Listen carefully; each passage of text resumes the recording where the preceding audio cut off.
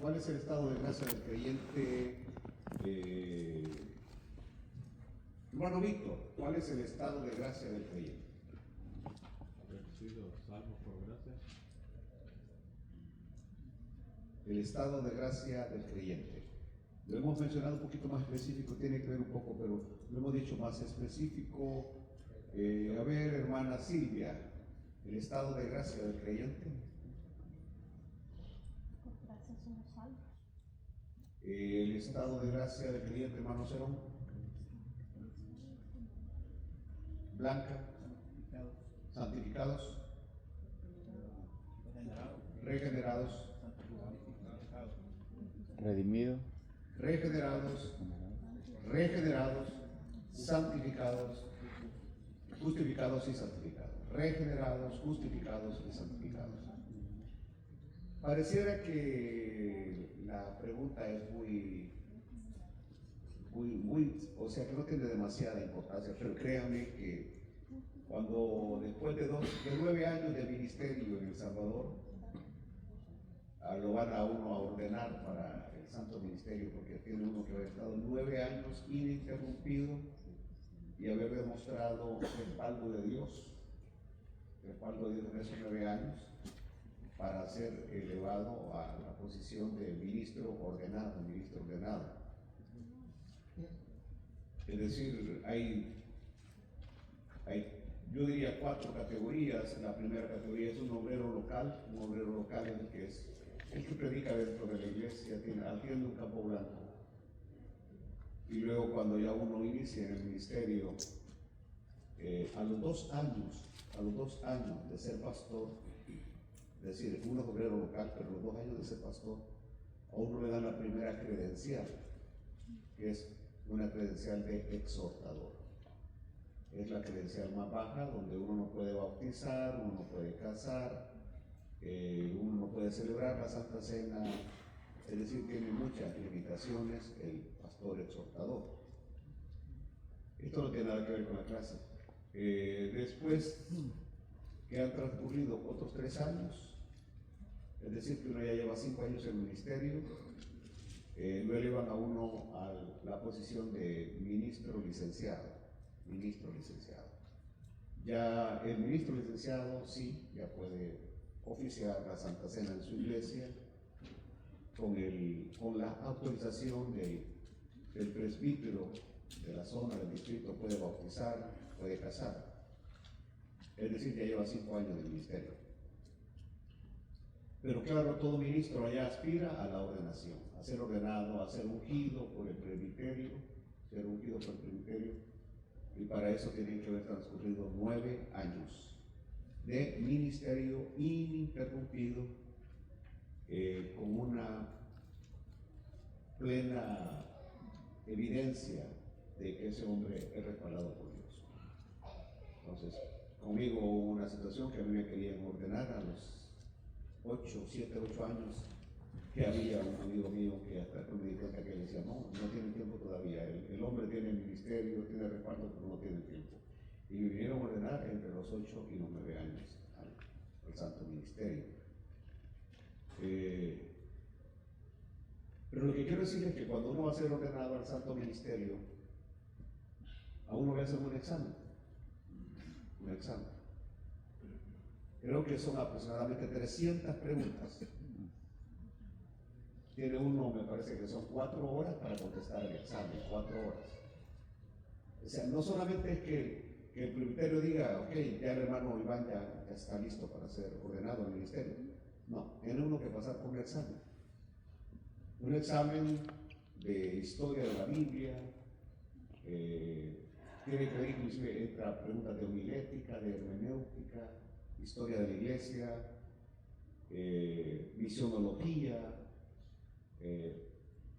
pero donde muchas veces más se traba el creyente es en estas preguntas teológicas. Y nunca se me olvida esto del estado de gracia del creyente,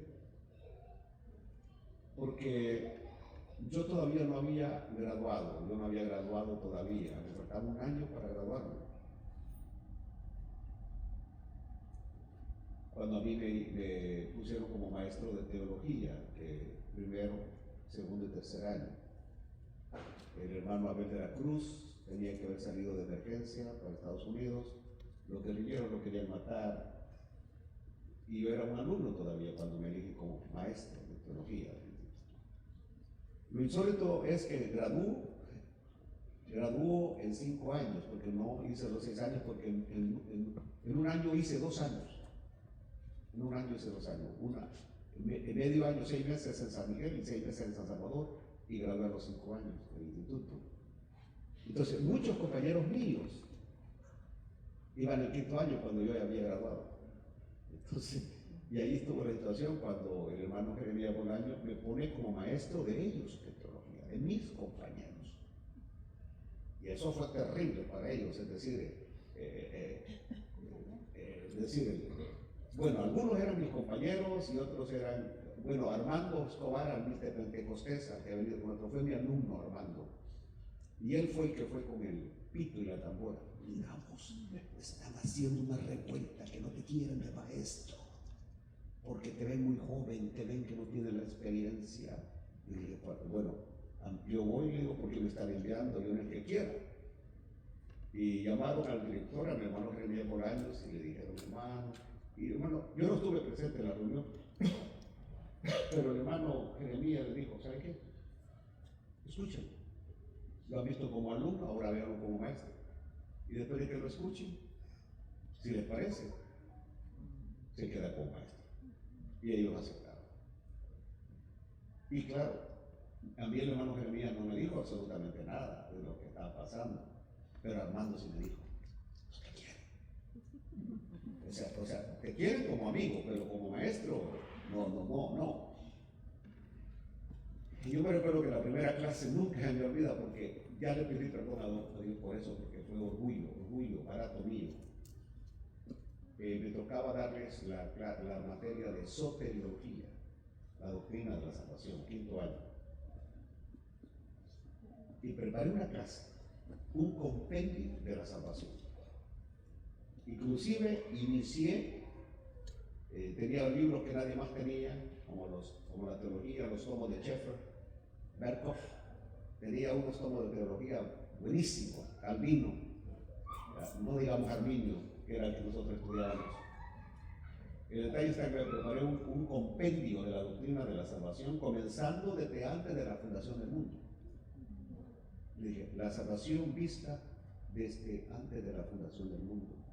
La salvación vista en el Antiguo Testamento. La salvación vista en la época paulínica. La salvación vista en la época tal, hasta llegar a lo moderno, a nosotros. Pero el detalle está que yo solamente llegué con yeso y arranqué la pizarra en la esquina aquí y empecé a escribir. La salvación vista, estos papás haciendo un resumen de todo, y ellos escriben. Le dije, les voy a dar 10 minutos para que terminen de escribir porque voy a borrar para volver a llenar la pizarra. Y ellos estaban allí. Kiki Magaña, que era un hombre de más de 50 años de ministerio y era mi alumno, era el presidente de los caballeros a nivel nacional en toda la República de El Salvador y era mi alumno, dijo, jamás había perdido tanto en una clase como hoy. Se levantó el anciano, dijo, jamás había perdido una clase como hoy. Pero el detalle que le dije, ya cuando terminaron de escribir, es decir, como ellos creían que sabían bastante, como los corintios, les dije, saquen una hoja. ¿Para qué? Dijo, vamos a hacer un pequeño laboratorio para saber cómo estamos en conocimiento. Y eran hermanos que algunos eran presbíteros, eran pastores, eran hombres que tenían buenas congregaciones. Y le hice preguntas tan sencillas como el estado de gracia del creyente, que venía en el examen de ordenación, y algunos de ellos ya eran ordenados. Y ese era otro punto de ellos, que uno era ministro ordenado todavía, ni graduado, acababa de graduar en el minuto, pero no era ordenado.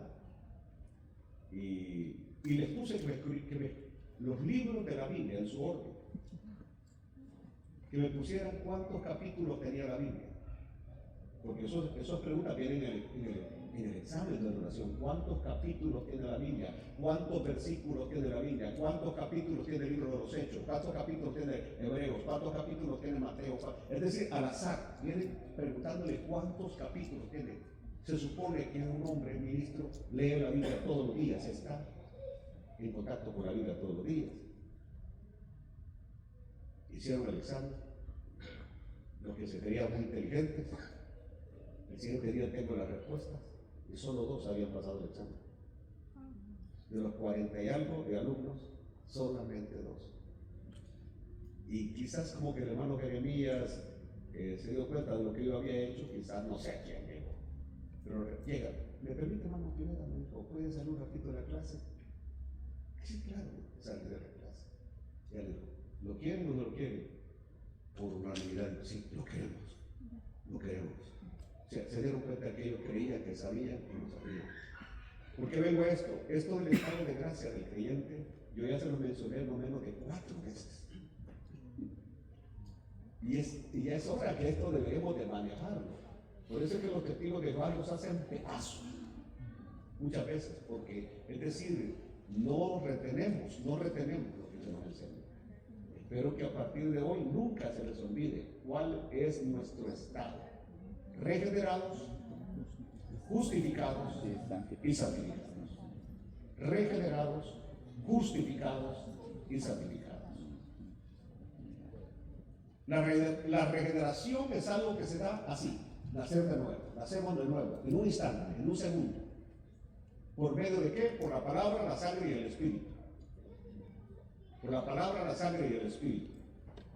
Mas, sin embargo, la santificación, según la vemos nosotros, se da de 2 maneras. Lo que llamamos la santificación inicial,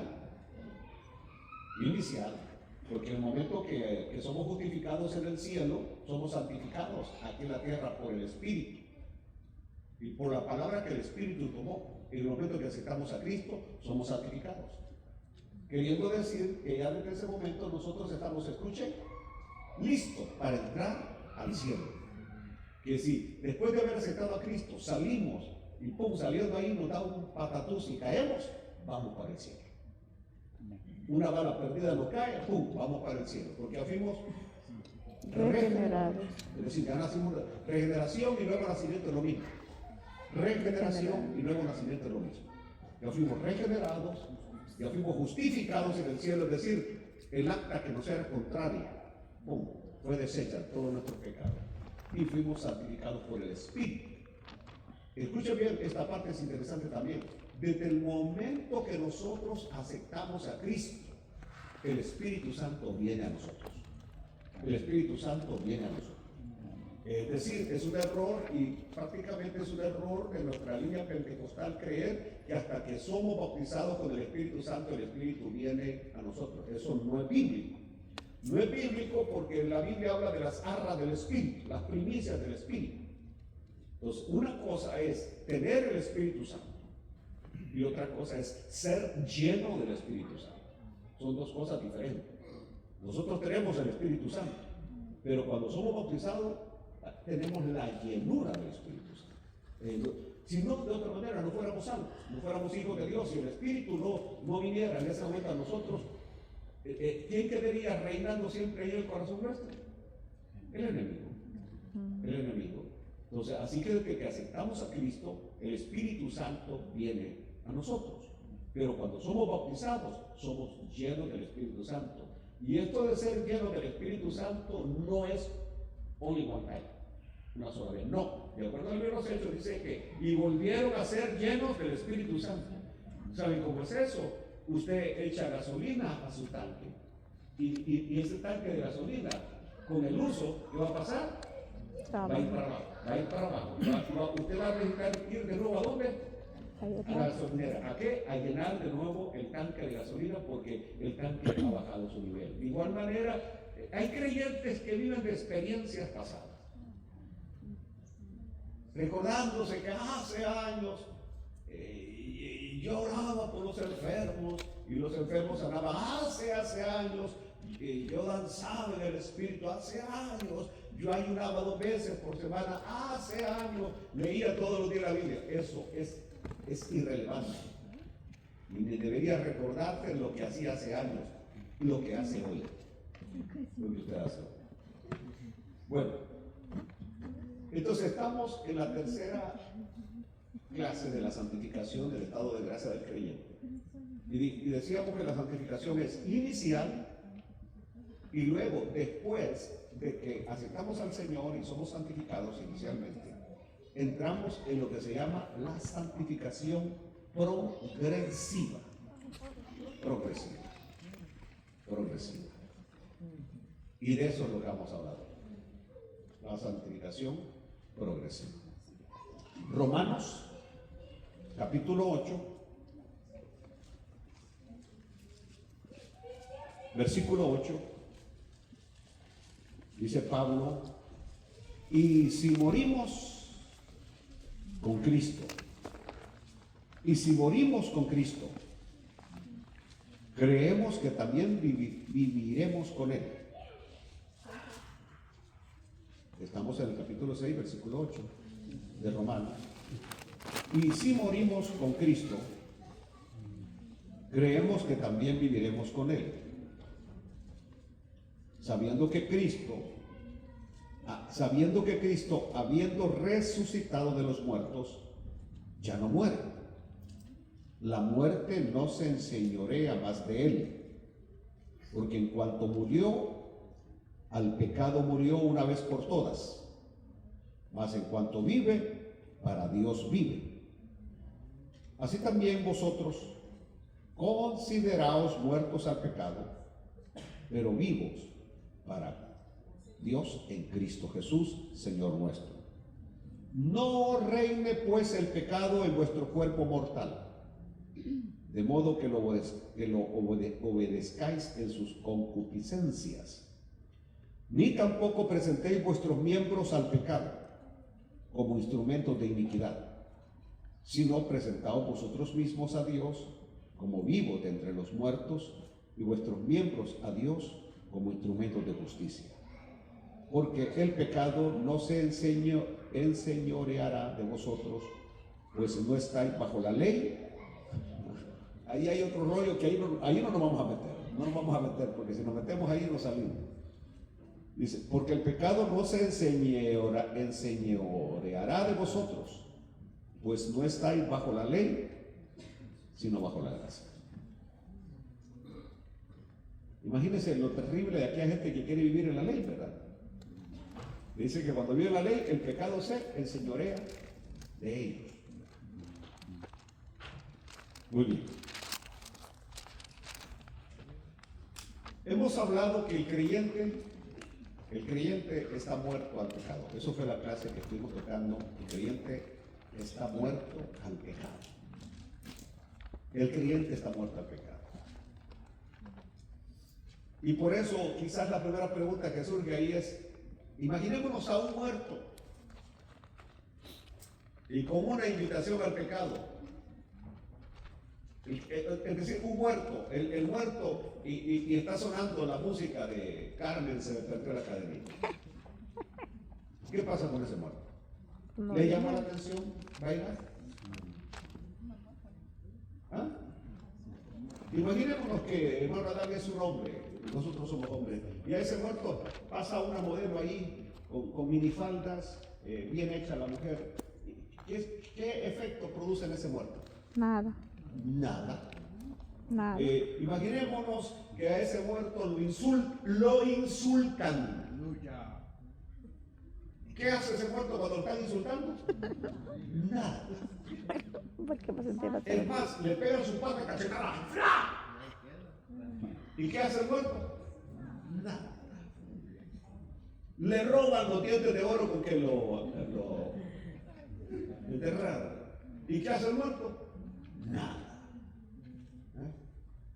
Está ahí el muerto y llega la hermana Reina a visitar al muerto.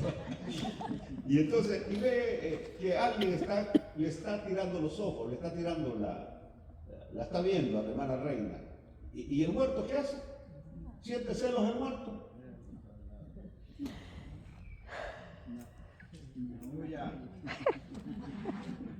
Y yo nada más estoy repitiendo uno de los grandes mensajes del gran Charles Spurgeon. Donde Spurgeon dice en su mensaje, el muerto no, si está muerto no va a haber manera que el pecado le afecte, porque está muerto. Amén. Y San Pablo hoy en esta carta dice que nosotros, el creyente, no solo está muerto al pecado, no solamente estamos muertos al pecado, sino que también ha sido vivificado por el Espíritu y ahora está vivo en Cristo Jesús. En otras palabras, el creyente murió, pero no se quedó muerto, sino que resucitó a una nueva vida Amén. en Cristo Jesús. Ujú. Por un momento imaginémonos cómo va a ser nuestra vida después de haber resucitado. ¿Cómo creen ustedes que vamos a hacer cuando resucitemos, ya sea que el Señor nos lleve en el arrebatamiento o que hayamos muerto y que seamos resucitados en el día del rapto? ¿Cómo va a ser nuestra vida después de haber resucitado? ¿Cómo seremos? ¿Cómo seremos? A ver. ¿Cómo seremos? ¿Vamos a tener luchas? La Biblia dice que seremos como los ángeles. Como los ángeles. Es decir, no va a existir ni la más mínima tentación al pecado. Ni la más mínima tentación al pecado. Absolutamente nada, porque aún el germen del pecado, ya bien nosotros, desaparece cuando somos transformados. Somos transformados y vamos a tener prácticamente, escuchen bien esto, porque no me quiero meter más profundo, pero es equivocación decir que vamos a tener el mismo cuerpo de Adán cuando no había pecado. Es equivocación. Porque entonces, si nosotros pensamos que vamos a tener un cuerpo, porque Adán fue creado en perfección, inclusive Adán no iba a morir, y con la capacidad para no pecar, lo único es que Dios le puso algo allí, un árbol, con un fruto del conocimiento del bien y el mal. Y eso lo dejó como para probar la fidelidad y la obediencia de Adán. En el caso, cuando nosotros resucitemos, no va a existir ni esa mínima posibilidad de fallarle a Dios por tocar el árbol del conocimiento del bien y del mal. Es decir, no vamos a resucitar con un cuerpo como el que tenía Adán, como el que tenía Eva, no, porque entonces existiría la posibilidad de desobedecer y fallarle a Dios. Por eso lo que el Señor Jesucristo dijo cuando le contestó a los saduceos, le dijo: ustedes se equivocan, ustedes erran, porque ignoran las Escrituras y el poder de Dios. Porque le dijo: cuando resucitemos, seremos como, cuando ustedes resuciten, dijo el Señor, serán como los ángeles. Como los ángeles. Bueno, estoy planteando esto porque, de acuerdo a la teología de Pablo, y por supuesto este es un tema demasiado profundo, nosotros no solamente hemos muerto, sino que también ya resucitamos con Cristo. Aleluya. La resurrección, Pablo no la plantea como algo del futuro, sino como algo que ya sucedió en nosotros. Como algo que ya sucedió en nosotros. En otras palabras, no solamente hemos muerto al pecado, pero hemos sido vivificados por el Espíritu. Y ahora estamos vivos en Cristo Jesús. Gracias, Señor. Yo les pregunto a ustedes en esta noche, si Cristo solamente hubiera caminado sobre las aguas, hubiera resucitado a Lázaro, hubiera hecho todos los milagros que hizo y todo lo que enseñó, y hubiera muerto en la cruz del Calvario, pero si Cristo no hubiera resucitado, ¿qué pasaría con la salvación? No la tuviera. No habría salvación. No la tuviera. No habría salvación. ¿Por qué razón no habría salvación? Y como digo, este tema es grueso, porque por su sangre derramada tenemos el perdón de pecados. Amén. Sin sangre no hay remisión de pecados. Pero sin resurrección no hay nueva vida. Entonces, ¿de qué sirve que el Señor venga? Vamos a decir que Cristo no resucitó, simplemente Él dijo, aquí me quedo en la tumba hasta que venga la resurrección final y entonces voy a levantarme aquí. Entonces, ¿qué pasaría? El creyente aceptará a Cristo, pero no habría habilidad ni capacidad para poder vivir una vida que agrade a Dios. De acuerdo a Pablo, es la resurrección de Cristo la que viene a darnos la habilidad de una vida nueva. La resurrección de Cristo. En otras palabras, el creyente, y probablemente esto a usted le va a costar manejarlo, el creyente no solamente ha muerto al pecado, el creyente ya resucitó a una nueva vida con Cristo Jesús nuestro Señor. Entonces Cristo tuvo que resucitar, si no la obra de salvación hubiera quedado incompleta. Así también nuestra transformación está incompleta hasta que nosotros no permitimos que la resurrección de Cristo opere la transformación en nosotros. Amén. Por eso estamos hablando de santificación progresiva. Ya el Señor hizo lo de él, santificarnos. Pero ahora prácticamente depende de alguna manera que yo me entregue a Él, que le entregue todo a Él, para que Él pueda operar esa santificación todos los días, porque no es algo que se va a dar en un instante de un día. No, esto es progresivo hasta que lleguemos a la patria celestial, hasta que lleguemos al cielo. Pablo afirma que si morimos con Cristo, también viviremos con Él. Eso es lo que dice el versículo 8. Si morimos con Cristo, también viviremos con Él. Entonces, la gran pregunta hoy para nosotros es, ¿estamos ya viviendo con Cristo? ¿Vivimos con Cristo? ¿Cristo es una realidad total y permanente con nosotros? ¿Lo es o no lo es? Amén. Bueno, efectivamente, de acuerdo a Pablo, hemos resucitado con Cristo. Y debemos poner la mira en las cosas que le agradan a Él. ¿Me están oyendo, queridos hermanos? Amén. Es decir, el creyente genuino, verdadero, va a poner su mirada en las cosas que le agradan a Él, no las cosas que nos agradan a nosotros. Porque como Pablo decía, ya no vivo yo, sino que Cristo vive en mí. Entonces ya no es lo que a mí me agrada, no es lo que a mí me gusta. Ya no son las cosas a mi manera, sino lo que a Él le agrada. Lo que se da entonces es lo que llamamos el cambio de valores. Cambio de valores. Cambio de valores. No solamente lo epistemológico en nosotros, sino lo axiológico. Es decir, no solamente cambio de deberes, que tiene que ver con la epistemología, sino también con lo axiológico en nosotros. Cambio de valores. Cambio de valores. Lo que se está dando en El Salvador en este momento en el Ministerio de Educación, de alguna manera me gusta, porque se está haciendo énfasis en los valores que se han ido perdiendo, cortesía, educación, que era algo que se nos enseñaba a nosotros antes, ser educados, ser honrados, ser responsables, y que eso se ha perdido. Los monos de aquí que estudian aquí son unos mal educados, especialmente en este país, mal criados, mal educados, engreídos.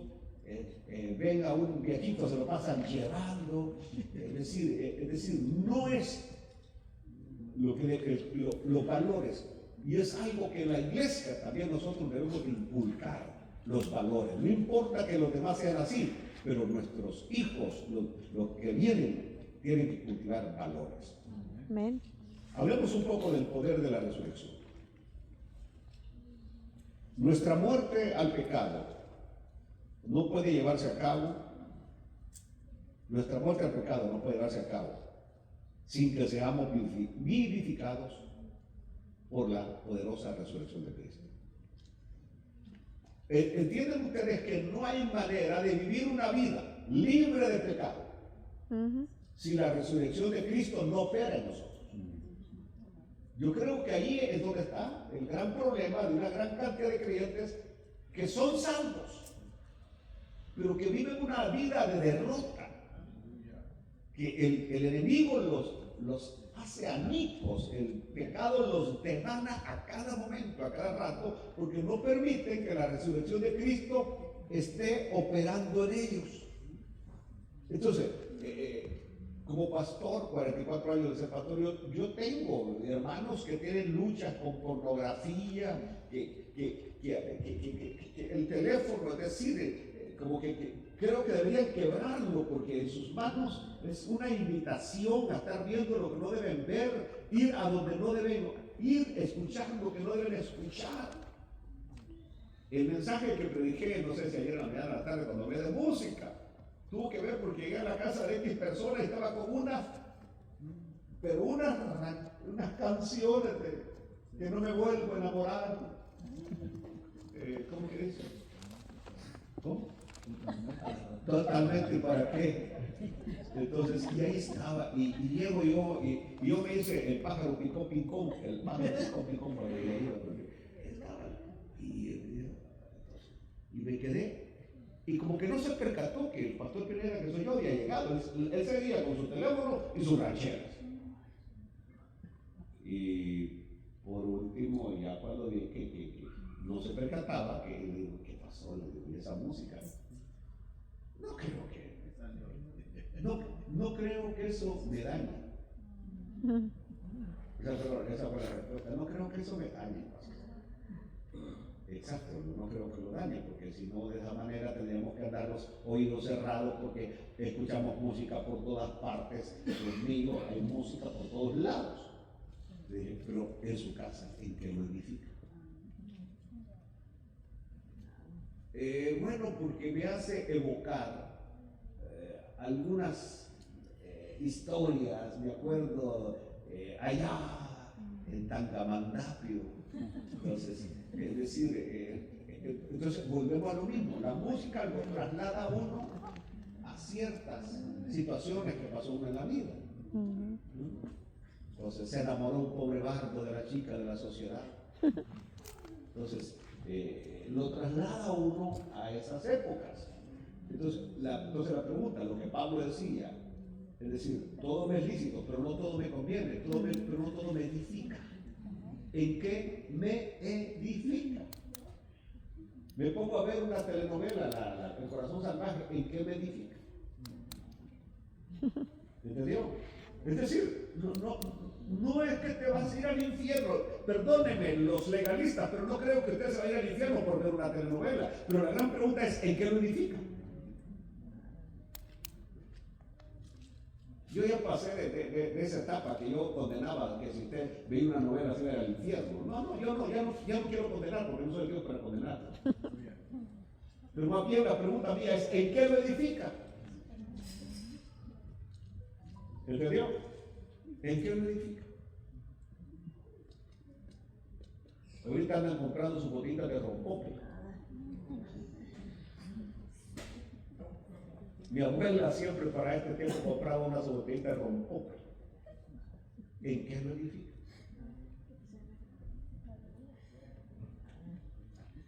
Bueno, estamos hablando de que debe operar en nosotros. Si no, porque el punto mío es, hay hermanos que tienen una lucha con el pecado, pero una lucha terrible.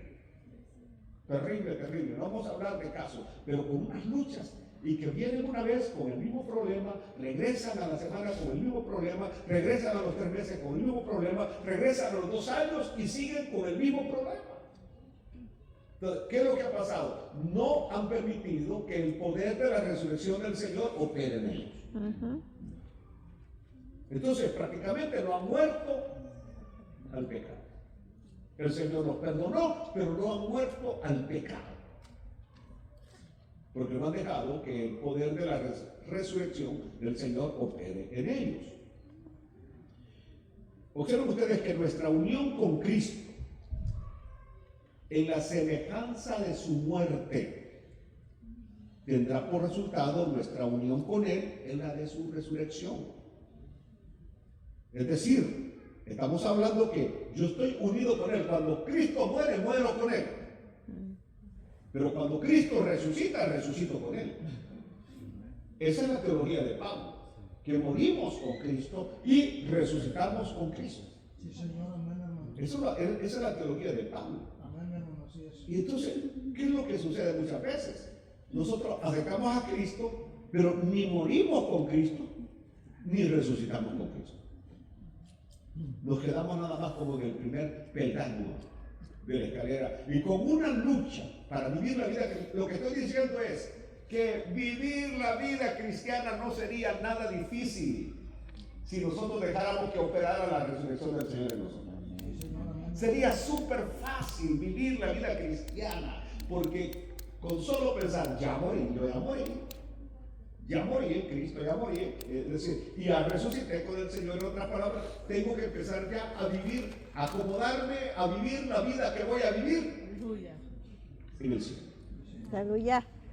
Si no, cuando llega allá la va a sentir extraña. Por ejemplo, el que no le gusta adorar aquí en la tierra, no le gusta alabar en la tierra, ¿cómo lo va a hacer en el cielo si solamente vamos a pasar alabando y adorando a Dios?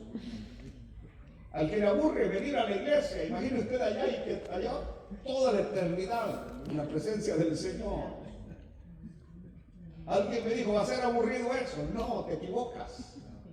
Eso va a ser maravilloso, maravilloso, maravilloso. Hasta el día de hoy, los ángeles que fueron creados mucho antes que nosotros todavía están alabando a Dios y no se aburren. Increíble. Bueno, cuando esto no se puede hacer una realidad, de vivir esa vida, que opere la resurrección del Señor en nosotros, entonces no se va a alcanzar ese nivel de vida de santidad que el Señor demanda de nosotros. Y al no alcanzar la vida de santidad, prácticamente los únicos afectados somos nosotros mismos. ¿Por qué?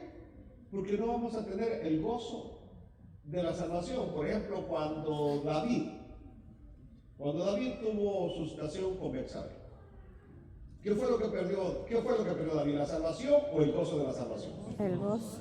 El gozo de la salvación. Inclusive David en el Salmo, me parece 30 y algo, 36 creo, David dice, mientras callé se envejecieron mis huesos. 32. Y se convirtieron mis inviernos en sequedades de verano. Hasta que le confesé mi pecado, y entonces bienaventurado el varón que ha sido perdonado y cubierto su pecado. Entonces, el mismo David, el hombre que tenía el corazón conforme a Dios, cuando dejó que no operara la resurrección del Señor en él, y usted me va a decir, pero Cristo no había resucitado todavía. No, es que mejor ni digo nada. Pero todos ellos ya vivían dentro del programa de la expiación que nuestro Señor iba a realizar. Lo veían de lejos, lo saludaban de lejos y lo vivían de lejos. Nosotros tenemos la gran ventaja que nosotros no lo vemos a futuro, nosotros lo vemos en el pasado, que ya Cristo lo hizo por nosotros. Aleluya. Bueno, entonces, lo que estoy diciendo es que la santidad no es algo optativo. La santidad no es algo que si quiero la vivo, si quiero no la vivo, o la vivo hoy y mañana no. Es decir, ya la viví 7 días, Señor, voy a pegar una escapadita porque... No, la santidad no es optativa. No lo es. Tiene que ser algo permanente. Y solamente se puede alcanzar, escuchen esto, por el poder divino. Amén. Pastor, a ver. Sí, usted no puede ser santo. Usted no puede hacer absolutamente nada, ningún esfuerzo nuestro vale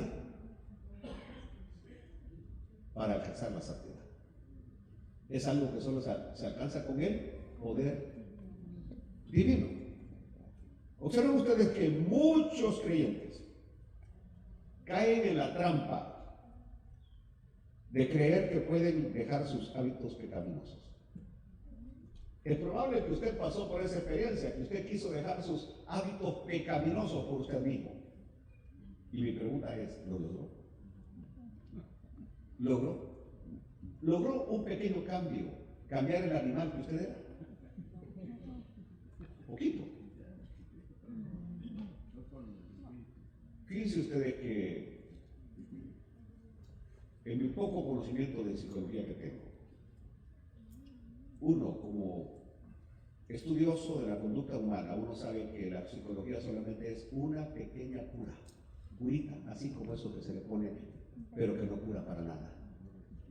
Es decir, un pequeño alivio, pero que no produce sanidad. Sí. Y la gente paga mucho dinero por un tratamiento psicológico, que no es así. Por eso pienso yo que el día que en el sistema de gobierno, en vez de tener psiquiatras y psicólogos en las cárceles, por decir algo, permitieran que hubieran más pastores, que llegaran con la palabra, a hablar con estos hombres que la vida los ha arrastrado hacia el mal, las cosas serían diferentes para nuestra sociedad. Si inmediatamente que alguien es detenido por la policía llamaran, que tuvieran una lista de pastores, venga pastor Zacarías, que pueda llegar un hispano por aquí, venga, y llegara con la Biblia en la mano y le hablara, mira vos, mira, aquí, es decir, es el único poder que puede cambiar al hombre, el garrote no lo cambia, que lo metan en un cuartito, lo que hace es sacarlo con más odio, con más cosa en el corazón. Solamente el poder divino puede cambiar. Amén. Amén, amén. Y el hombre, olvidémonos de los del mundo, pensemos en nosotros. Usted no va a cambiar ninguna conducta pecaminosa a menos que permita que Dios lo haga en usted. Amén. ¿Y cómo comienza esto? Reconocimiento. Reconocer, tengo esta debilidad. Reconocer que tengo esta debilidad. Señor, tengo esta debilidad y te la presento, Señor. Yo no puedo, así como cuando Josafat, ¿verdad? Josafat se fue con el Señor y le dijo, Señor, esta multitud es demasiada. En nosotros no hay fuerzas para, el segundo libro de Crónicas 20, no podemos hacerle frente, no hay fuerzas en nosotros contra este ejército. En otras palabras, si tú no haces nada, nosotros no podemos hacer nada. Y es la actitud que nosotros deberíamos. Por ejemplo, usted, número uno, analice cuál es su problema pecaminoso. ¿Cuál es? Lengua, idolatría, hechicería. Aunque ustedes no lo crean, hay gente que practica la hechicería sin saberlo. Estar pendiente del horóscopo. Así como antes ustedes estaban pendientes de Walter Mercado, ¿se acuerdan? Y eso es un diablo, un demonio. Y hay muchas cosas que hacemos y que no las vemos malas, y son malas. Y que no nos podemos librar así fácilmente de ellas, a menos que opere el poder divino. Fíjense bien lo que voy a decir. Cuando usted por su propio esfuerzo quiere cambiar una conducta pecaminosa, usted lo que hace es arruinar lo que Dios hace. Imagínense ustedes, es como la hermana está cocinando y de repente llega el esposo y dice, te voy a ayudar. Y agarra el salero y agarra los condimentos y empieza a echarle. ¿Qué hizo con el sopón que estaba haciendo? No, Lo echó a perder. Aleluya. Aleluya. gloria a Dios. Cambiemos el plan, el hombre está echando mecánica, le dice ella, te voy a ayudar, mi amor. Y se pone a aflojar lo que no tenía que aflojar. Nomás Es con, más, te voy a ayudar, te voy a bajar el gato. nomás con Y el tiempo. hombre está debajo.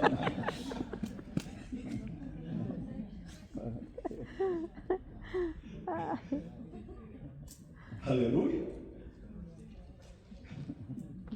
Tantas historias que pudiéramos contar hoy de cuando nos han querido ayudar y lo que han hecho es estropear lo que estábamos haciendo. Lo mismo con Dios. Usted solamente entréguese. Me gusta la actitud de David cuando David decía, Señor, escudriñame. llega hasta donde yo no puedo darme cuenta. Hay áreas donde yo no me puedo dar cuenta, es lo que se llaman los pecados de omisión, donde uno no se percata, son imperceptibles, pero son pecados. Y decía David, aún los que me son ocultos, Señor, sácalos. Es decir, los que le eran ocultos a él, que él no se daba cuenta. Bueno, entonces lo que estamos enseñando aquí es que en nuestras propias fuerzas no podemos lograr santidad. No podemos vencer nada, absolutamente nada. Absolutamente nada. Solamente con el poder divino. En algo, por ejemplo, si usted ha sido Alcohólicos Anónimos, Arturo, que platica mucho con nosotros acerca de ese programa, habla de que aún ellos mismos, número uno, el alcohólico no dice no voy a beber en todo este año. No, el alcohólico simplemente dice en estas próximas 24 horas no voy a beber. Eso dice el alcohólico, en estas 24 horas no voy a beber alcohol. Y luego agrega con el poder divino. Es decir, acude él al poder divino, al poder celestial, al ser supremo. Entonces, no dice toda esta semana no voy a beber, no dice estos 3 días, no, solo estas 24, solo estas 24 horas no voy a beber. Con la ayuda del poder celestial. Cuando vuelve a amanecer el siguiente día, vuelve a hacer la misma declaratoria. Gracias, Señor, me has dado vida y ayúdame a permanecer estas 24 horas sin probar licor, Señor. Ayúdame. Y ahí va el alcohólico, día a día. Se vuelve ya una rutina, me dice Arturo, donde todos los días estamos nada más dedicados a las próximas, es decir, el que ha sido alcohólico. Porque si usted no ha sido alcohólico, usted no sabe de lo que estoy hablando, pero dicen que al alcohólico se le hace agua en la boca cuando ve el alcohol. Dice que no puede ver el alcohol porque siente que, por ejemplo, dice que la cerveza es lo más rico que puede sentir cuando la está bebiendo. Dice. Yo me recuerdo que cuando mi papá tomaba, nosotros con mis primos hacíamos un poquito de todo lo que dejaban, y cuando lo probábamos, lo vomitábamos de amargo que era aquello, y decíamos, ¿cómo es posible que se lo beba? Y como platicamos, ¿y cómo es posible que por esto? Y hasta decíamos una mala palabra que se parece a orín. Así decíamos. Pero para el borracho no lo canta. Cuando la veían y hasta que por la boca ya. Increíble. Entonces, no hay manera de vencer ninguna conducta pecaminosa. Escuchen bien esto, porque esto es bien importante. En nuestra terapia que le damos a nuestros hijos, a nuestros nietos, uno te pone bla, bla, bla, bla, bla, bla, bla, bla, bla, bla, y eso no va a funcionar. Cuando vamos a ver a mi nieto, la abuela se pone Gamita, mira, que allá. Yo la dejo, y yo también me pongo la pared, mira, las cosas ahora van a ser diferentes, mira, que no sé qué, cuidado con aquellos amigos viejos que tenías, aquellas amiguitas que te buscaban, cuidado, que mira, que aquí. No funciona. No funciona. ¿Qué es lo único que puede funcionar? El poder de Dios. Amén. Nada más. De ahí nada funciona. Segundo punto, porque el día que hoy solamente le estoy dando 2 para que en 15 minutos termine la lección. Una apropiada o una apropiación continua. Bueno, a eso es lo que yo le llamo reconocimiento de mi nueva identidad. Reconocimiento de mi nueva identidad. Si usted sigue creyendo que es la misma persona de antes, usted va a actuar Igual. como la persona de antes. Usted va a actuar como la persona de antes. Entre una de las cosas que a nosotros nos enseñaron cuando entramos a estudiar para sacerdotes, era que nos enseñaban todo lo que tenía que ver cómo comportarse en la mesa cuando nos daban la comida. Desde cómo sentarnos, la distancia de la mesa, de la silla a la mesa, el aspecto del tenedor, la distancia, que uno no tiene que embrujarse sobre la comida y un montón de cosas que nos enseñaban. ¿Por qué? Porque la gran mayoría de nosotros veníamos de estructuras sociales bajas, gente pobre, gente campesina. Y luego sucede que a los pocos días uno llega a una parroquia y la gente de dinero empieza a llevarlo a comer. Ya les conté una experiencia mía, cuando el sacerdote de Berlín me dijo, Ismael, vamos a ir a cenar con la familia de la Hoja. Entonces una familia acaudalada ahí que tenía un poquito de dinero en mi pueblo, y nos fuimos a comer ese día. Era Navidad, era diciembre, y nos sirvieron tamales. ¿Y qué hice yo? O sea, venimos, él rezó por los alimentos, porque vamos a decir oro, rezó. Vengo yo al estilo de mi casa, pelé el primer tamal, y me lo deslicé. No puede estar así. Lo corté con el tenedor y me lo comí con el tenedor. Pero el sacerdote, mi padre Domínguez, solamente me quedó viendo, como que me dijo, la regaste. Porque a la par de los tamales me habían puesto una gilet. Y vino él a los tamales, a la hoja, le hacía una cruz, un. Luego venía, agarraba el tenedor, le agarraba el cuchillo, agarraba la hoja con una punta del cuchillo y luego abría el tamal. Y ahí, sobre la hoja, cortaba y se lo comía y la hoja quedaba sin haberla tocado con las manos. Y yo la tenía bien empadurnada.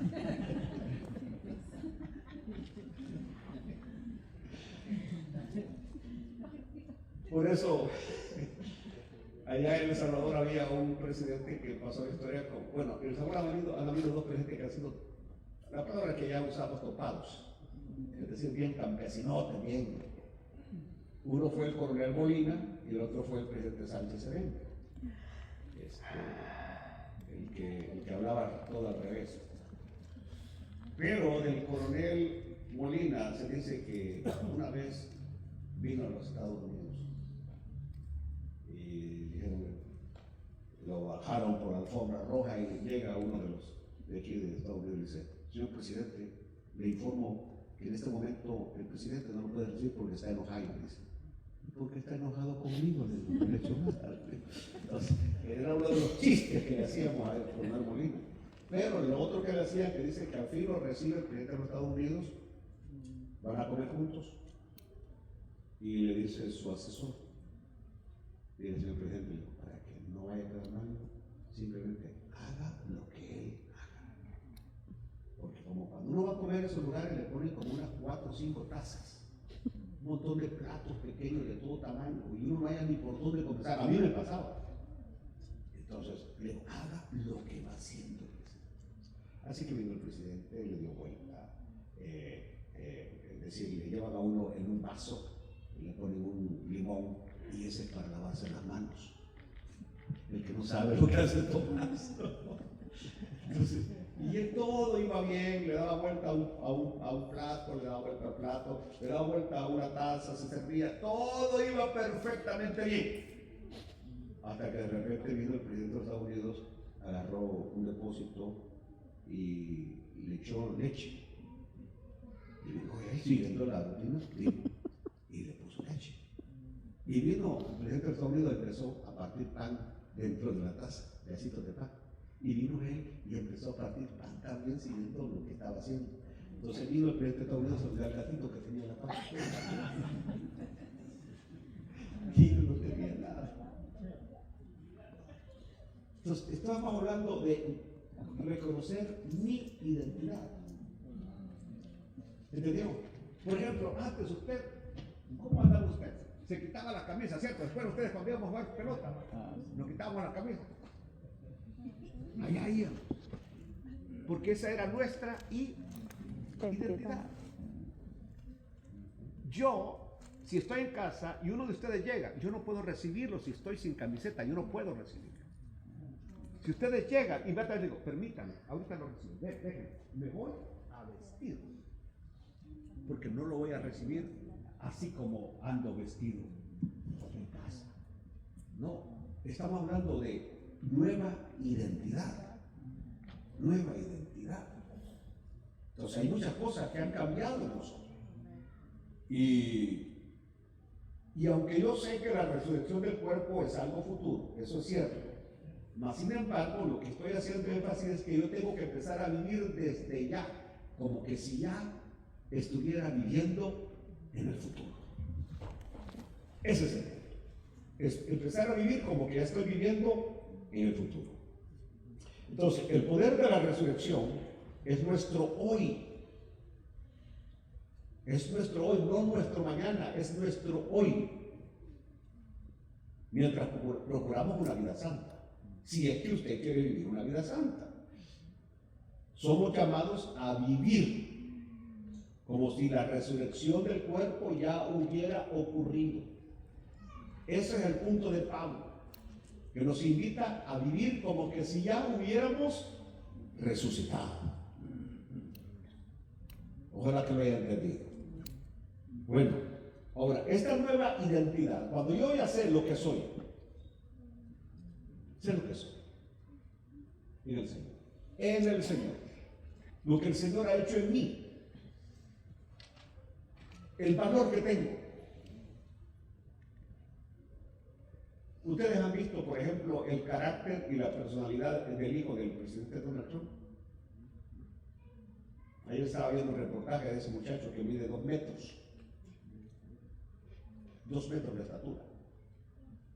Lo tremendo es que tiene una personalidad, una seriedad del mono de no sé qué años. Uno de los muchachos, bueno, a mí me escribe, he recibido varios emails de él, y hasta me dice, soy el hijo del presidente Donald Trump, soy varón Trump. Y le estoy escribiendo para ver si todavía sigue apoyando a mi papá, y le digo, no. Entonces, estoy bromeando.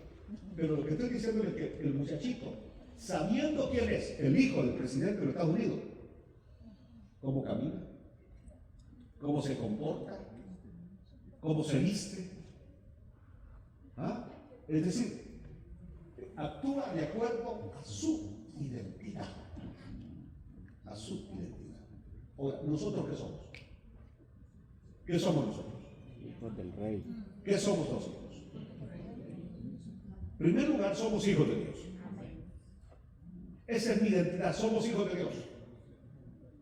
Cuando yo digo que soy hijo de Dios, estoy diciendo que Dios es mi Padre. Amén. Y si yo digo que Dios es mi Padre, Él vela por mí. Él cuida de mí. Él provee para mí. Sé que nunca me va a dejar avergonzado. Que nunca voy a pasar por una situación donde Él no actúe a mi favor porque soy su hijo. ¿Están entendiendo eso? Que soy heredero del cielo. No voy a caminar como un mendigo, porque mi Padre es un rey. Aleluya, amén. Él tiene todos los tesoros. De Jehová es la tierra y su plenitud del mundo y los que en él habitan. Amén, amén. Mío es el oro y la plata, dice el Señor. Así que aunque no ande joyas, camino con la frente en alto sabiendo que soy hijo de Dios.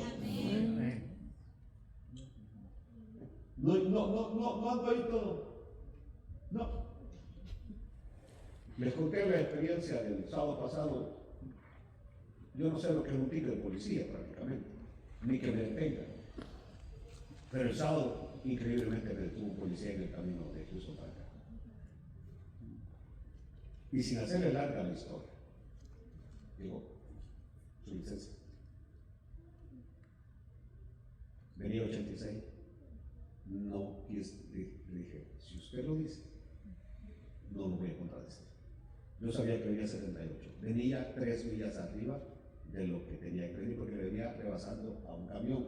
Y aunque usted le venga rebasando a un camión, eso no lo exime de un ticket, porque usted no puede subir la velocidad aunque vaya rebasando a otro vehículo cuando es un highway de 2 carriles. No puede.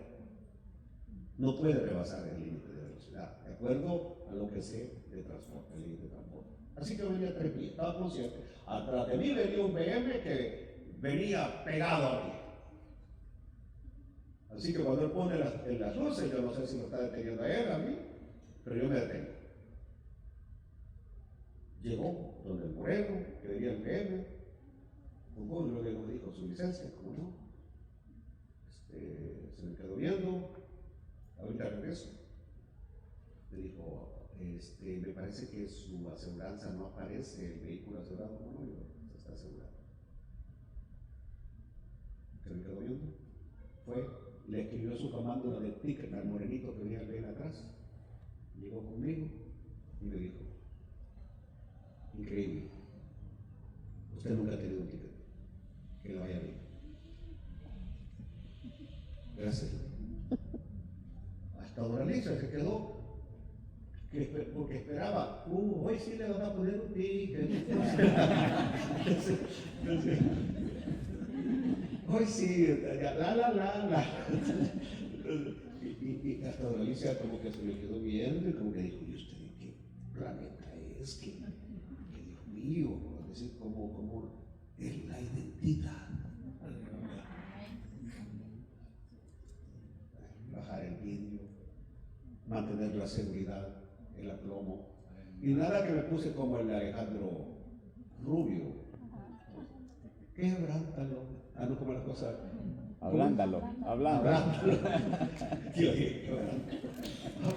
mi señor. No. Me dijo que le vaya bien. Que le vaya bien. Es increíble. Claro, eso no tiene que darme lugar a abusar. No. Pero el punto de él me dijo, wow, nunca tengo un derecho. Que le vaya bien. Como que dijo, no le voy a arruinar su récord por 3 miserables. Porque él sabía que no estaba diciendo la verdad también. Entonces, pero bueno, identidad. ¿Dónde trabaja? ¿Dónde vive? ¿En su escuela? Camine como lo que usted es. Un hijo de Dios. Amén. Amén. Y cuando se pare a enseñar, párese como lo que es. No se pare todo aguado. Hermanos, bueno, vamos hoy a hablar de santificación, ¿verdad? Bueno, aleluya. Así no. Párese bien. Hable bien. Con autoridad de Dios. Así tiene que hacer su identidad. Se le presenta el pecado. Y voy a terminar con esto, porque no hablar más. Hermano, ¿por qué los hombres me enamoran? Porque usted coquetea. ¿A usted le enamora? No. Pregúntele a la hermana Dora Alicia si alguien le enamora. No.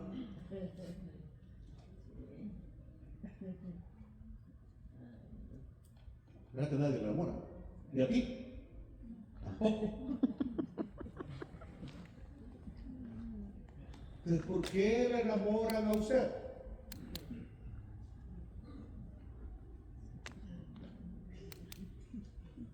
¿Está entendiendo? Si cuando una persona muestra su identidad, un hombre, por ejemplo, puede acercarse a una de estas hembras que he mencionado con alguna intención, porque un hombre puede fijarse en una mujer y llegar a expresarle lo que siente, el atractivo, pero en el momento, mi jefe, empieza, no que cuándo va a ser tamales. O preguntémosle ahí a la general, a Ana Julia, si alguna vez alguien se ha atrevido a decirle una sola broma. No, yo la conozco a ella desde el año 89-90. Desde el 90, más de 25 años. Perdón, 35 años.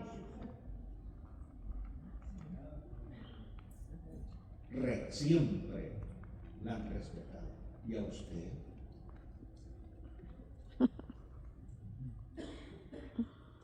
La identidad.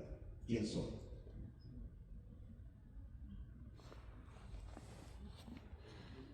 Aleluya. Aleluya. Voy a terminar. Los versículos 12 y 13 nos recuerdan que es necesaria la sumisión en nuestro progreso hacia la formación de un carácter que sea semejante al de Cristo. Es decir, no solamente lo cantemos, hay un montón de himnos que cantamos que dice que uno quiere ser como Cristo, ¿verdad? Hay varios himnos que cantan donde quiero ser como Cristo, caminar como anduvo Él, hacer lo que Él hizo. Pero eso tiene que ser un ideal continuo, de todos los días. Yo les recomiendo que lean un libro que yo leí hace del hermano Andrew MacArthur, creo que es el apellido. Cuando él habla en español dice, ¿qué haría Jesús en mi lugar? Así se llama el libro, ¿qué haría Jesús en mi lugar? Yo lo tengo por ahí, no sé, lo leí. Y por supuesto, vivir a ese nivel de altura no es fácil, pero el punto está que uno lo anhela. ¿Tienen alguna pregunta? Recordémonos que este miércoles tenemos servicio a las 7:30. Celebramos el acontecimiento del advenimiento, la encarnación de nuestro Señor Jesucristo. Tráigase un invitado. Ya está quien va a hacer las pupusas y los tamales. Solamente estoy agregando al pastor Richard para el café. El hermano Doraquino va a traer un chocolate. El otro hermano que ofreció ayer un champurrado, café. Por eso el café es lo de nosotros nada más. Pan no va a haber esta vez porque no quiero que engorden. Hasta el 31 vamos a abordar pan con café, pero le vamos a dar un pedacito de pan pequeñito. Porque vamos a empezar a practicar lo que enseñamos. Que Dios lo bendiga.